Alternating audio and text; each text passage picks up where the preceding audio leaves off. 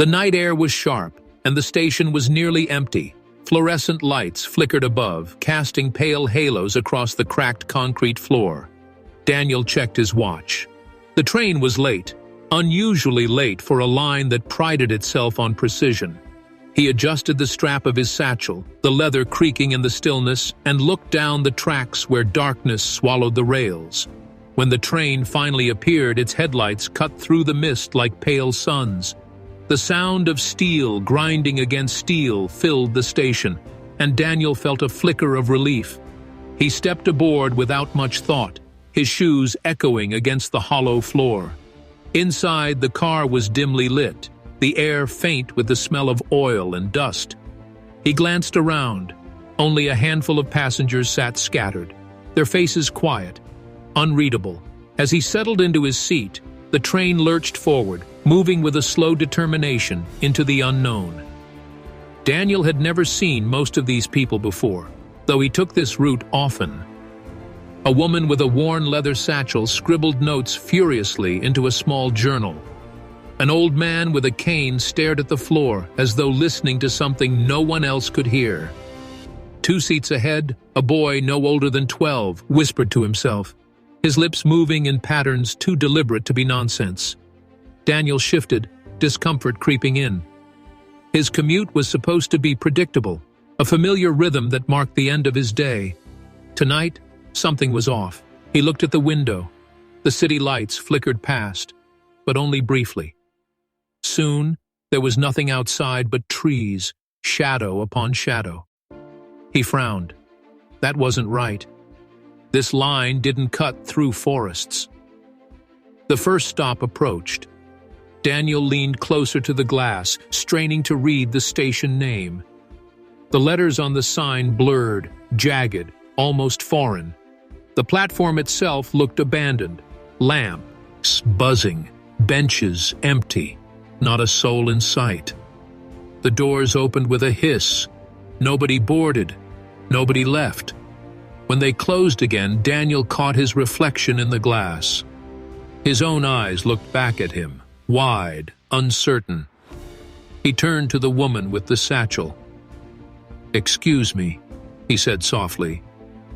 "Do you know this station?" She didn't look up from her writing. "It's not on the map," she replied, her voice flat, certain.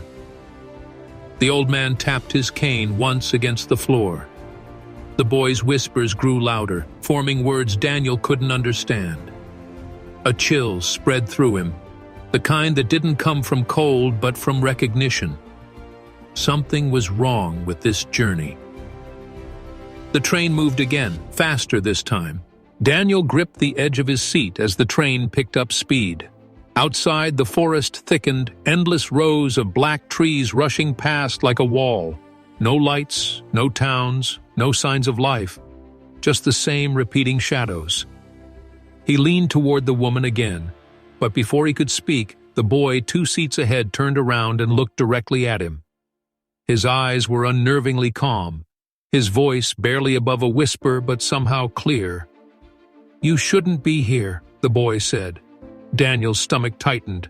"What do you mean?"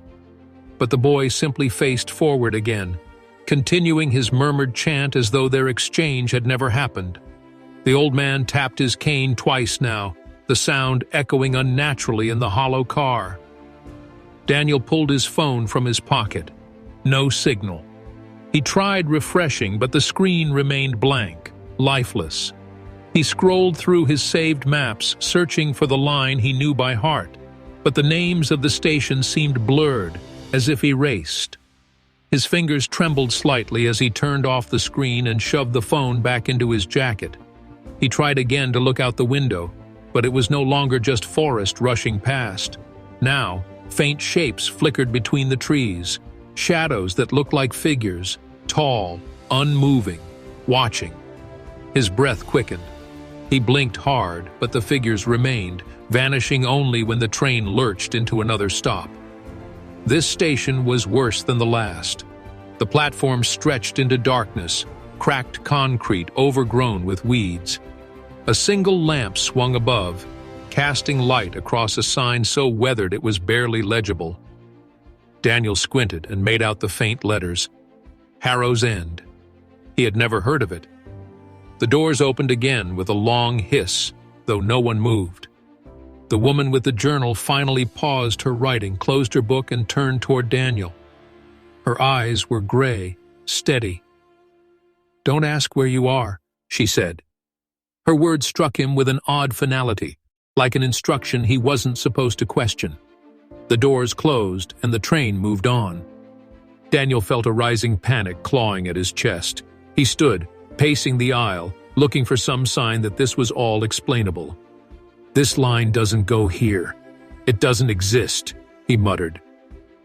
The old man looked up at him for the first time. His voice was gravelly, deliberate. "The train always goes where it needs to, not where you want it to." His cane tapped once more, and the sound seemed to reverberate through the walls, deep and hollow. Daniel sat back down quickly, his pulse racing. He thought of pulling the emergency brake, but something in the stillness of the others told him it wouldn't matter. As the train pressed forward, Daniel realized the pattern of the boy's whispers. They were numbers. He mouthed along silently, listening. 12, 11, 10. The countdown crawled lower with each breath. Daniel leaned forward, trying to interrupt, but his throat felt dry, heavy, as though speaking would betray something fragile. The woman's journal was back open, but now she wasn't writing. She was drawing, pages filled with crude sketches of stations Daniel didn't recognize, each one darker, emptier than the last. He clenched his fists, a single thought breaking through the fog. He had to get off this train. The countdown reached 3. The boy's whispers grew louder, as if carried by the walls themselves. Daniel rose suddenly, heart pounding, and pressed his hand to the door. It was sealed shut, the glass cold beneath his palm. Outside, the trees had vanished. In their place stretched a barren plain of gray earth, broken only by flickering lights on the horizon. He banged on the glass. "Stop the train!" His voice cracked in the silence. None of the passengers moved. The woman's journal slipped from her lap, pages fluttering open to a final sketch. One Daniel recognized instantly. It was his own face, drawn in charcoal, eyes wide, mouth open in a silent scream. The old man stood, his cane tapping once against the floor. "The end always arrives on time," he said. His words settled heavy in the air, final and unyielding. Daniel staggered back as the train began to slow, its wheels grinding like metal against bone. The lights dimmed. The boy spoke the final word of his countdown. 0. The train screeched to a halt. Through the window, Daniel saw the last station. It wasn't marked by signs or lights, only a dark expanse stretching endlessly. The doors opened with a hiss, colder air rushing in. For the first time, the passengers stirred. The woman closed her journal. The old man adjusted his grip on the cane. The boy stood, his whisper gone, his silence more unsettling than his voice had been. One by one, they rose and began to step off the train. Daniel stayed frozen in his seat.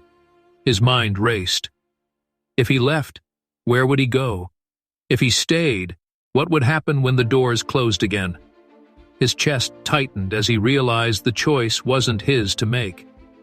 The shadows outside seemed to bend, reaching toward the platform, waiting. The boy stopped at the door and turned back to him. His voice was calm, almost kind now. "This is where the journey ends." Daniel's throat tightened. "But I never chose this." The boy tilted his head. "No one ever does." Then he stepped into the dark, vanishing as though swallowed by it. The doors closed. The train shuddered, pulling away into the void, leaving Daniel behind, or perhaps carrying him somewhere further still. His breath came shallow, his hands gripping the seat until his knuckles burned white. The rumble of the wheels was steady, endless, like a heartbeat that wasn't his own. And then, silence. The screen fades to black. A single line echoes in the emptiness. Sometimes the scariest journeys are the ones we never knew we were on.